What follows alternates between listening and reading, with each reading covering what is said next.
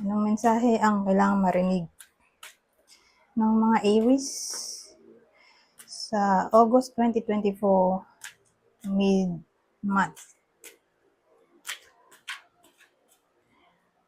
Pwedeng nangyayari na to o mangyayari pa lang. Kung hindi man para sa inyo itong magiging reading, baka para sa someone na malapit sa inyo o sa someone na kakilala nyo mismo. Baka may lumabas na gender mamaya. Gawin nyo na lang energy. Masculine at feminine energy.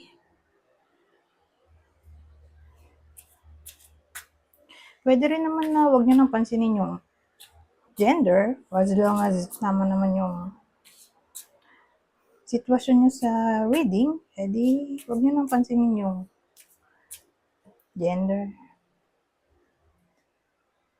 So, magsimula na tayo.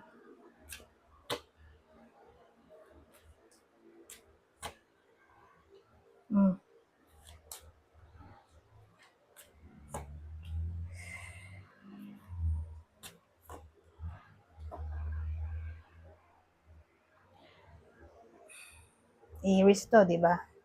August mid-month reading. Ito, so may tao tayo dito.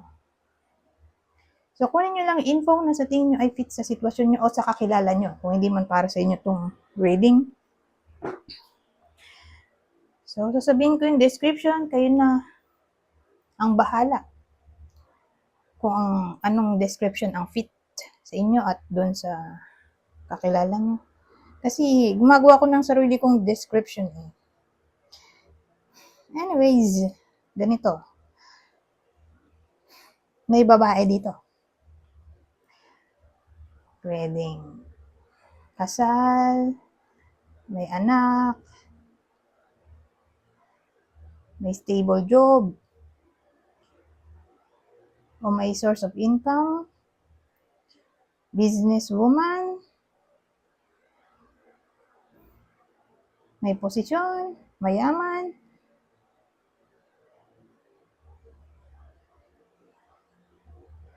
wala nang may isip. So again, kunin nyo lang info na sa tingin nyo i-fit sa sitwasyon nyo o sa kakilala nyo. Ngayon, dito sa babaeng to, may nagkakagusto sa kanya ito.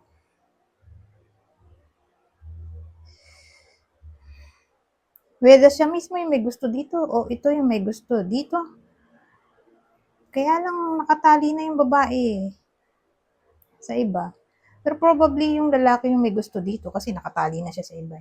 Pero who knows kung nakatali na rin to sa iba. Pero itong lalaking to ay may pagka-playboy.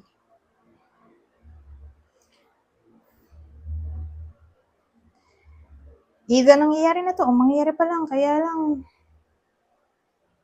ay, bago ko malimutan, pare silang 40 years old to 59 years old. 40 to 59 years old. Pare silang ganun.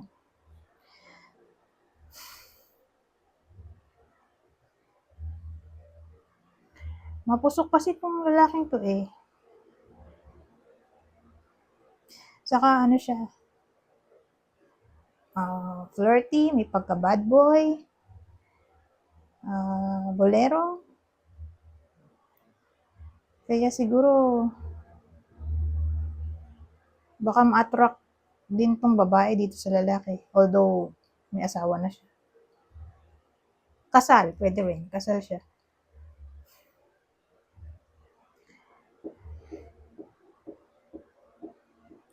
Kaya lang, kung magiging sila, useless. Di rin magiging masaya sila sa isa't isa. Lalo na yung babae. Iiwan din naman siya nito eh. Kasi itong taong to, mapaglaro lang. Playful ba? O immature sa feelings. So, kapag nakuha na niya yung gusto niya dito, mawawala na yan parang bula. So, siguro gusto lang niya ay pera niya. O ewan ko, nagagandahan siya siguro. Pero yun nga, kapag nakuha na niya yung gusto niya, pag nagsawa na siya, wala na. Mawawala na siyang parang bula. na ang magiging kawawa dito ay yung babae kasi pamilyado siya. Lalo't kasal. Baka nga kasuhan pa siya, di ba? Kasi kasal siya eh. So, case-to-case basis. So, again, ang talo dito ay babae.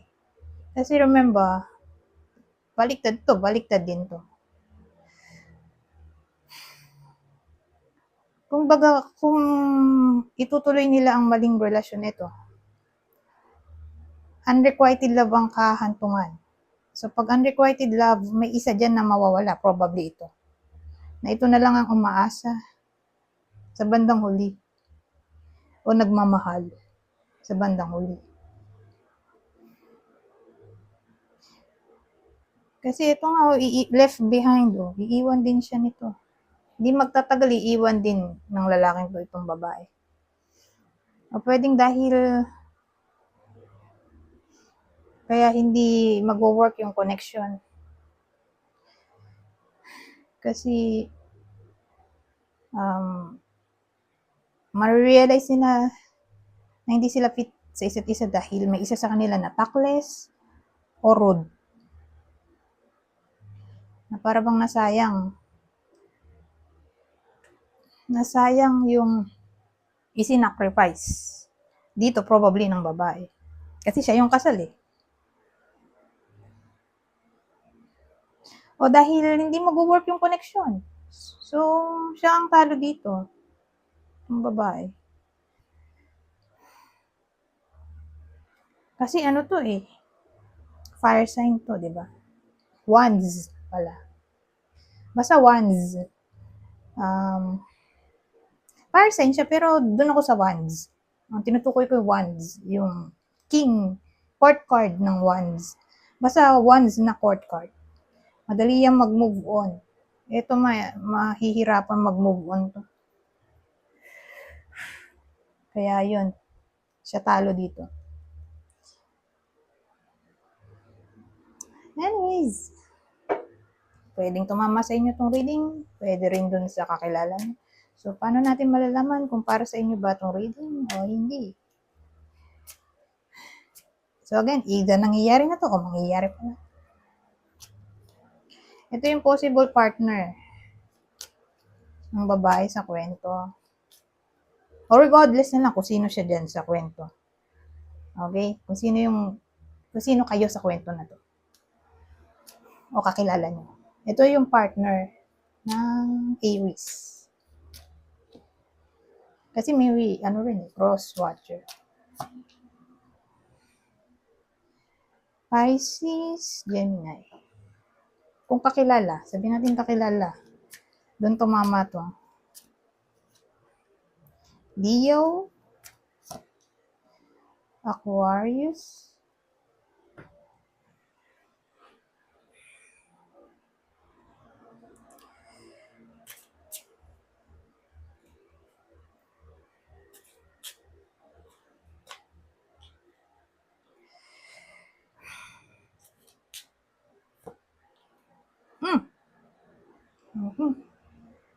Ito.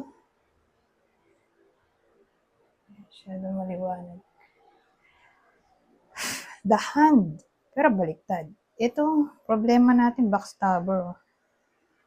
Backstabber.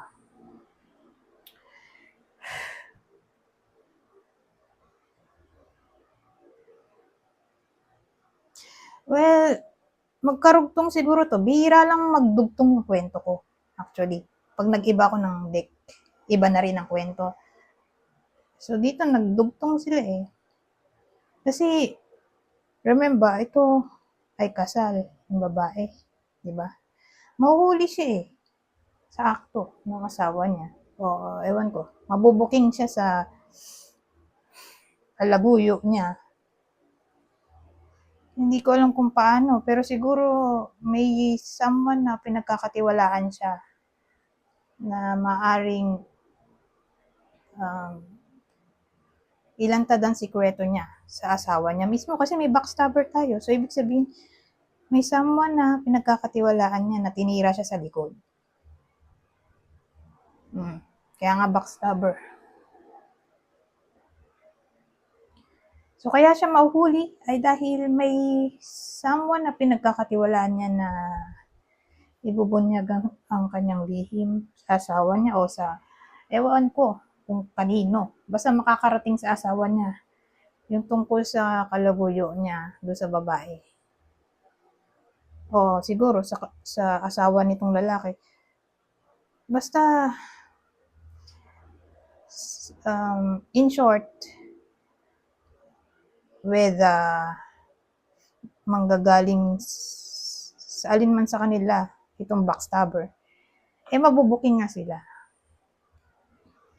Okay? Mabubuking sila ng kanya-kanyang asawa. Lalo na siguro yung babae.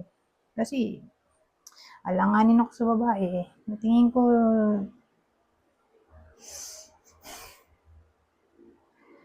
malaking porsyento sa kanya to. Backstabber, parang 70%. Sa kanya, 30% lang dito yung chance. Sa lalaki. Basta magkakagulo, magkakaalaman at bibigyan ng ultimatum kung sino man yung nag-cheat. So again, mukhang babae nga yung mapaparusahan dito, oh. Kaya nga sabi ko kanina, kasal pa naman din siya, di ba? Baka siya, kasuhan ng asawa niya.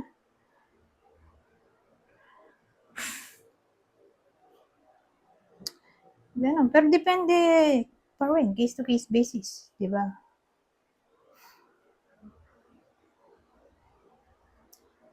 Kasi may iba na strict yung religion nila. So katakot pa rin, di ba? Strict na nga yung religion, tapos strict din yung law. So, again, ang pinakatakot ko yung sitwasyon ng babae. Kaya maganda maiwasan na. Kung sakaling ganito na yung nangyayari sa iba sa inyo, may ka-flirtan na yung iba sa inyo at ang ka-flirtan ay may asawa na. Lumayo na. Kung ayaw nyo mapahamak kayo pare-parehas, lumayo sa tukso. Anyways, kuha tayo na ibang information dito. Kukuha lang ako ng 2 kasi 30 minutes na to. Maikling video lang ang gagawin ko. Oh, Pisces. Meron dito sa Pisces. Fame, wow, fame. Pero Pisces, kayo naman ay Aries. Sino to? Sa bagay, ang reading ko naman pwedeng tumama sa inyo o sa someone na kakilala nyo. So, malamang hindi kayo to. Pisces So, pwedeng ito ay puso nyo o someone na malapit sa inyo o kakilala nyo mismo na Pisces. Magiging siya ng fame. Magiging famous siya. O magiging siya ng somewhat recognition. Siguro may magagawa siyang maganda na ikatutuwa ng iba. O something na successful o beneficial sa iba. So again, magiging famous siya o magiging siya ng recognition kung trabaho man to.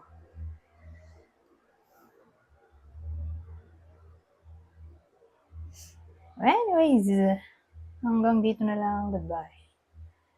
For now.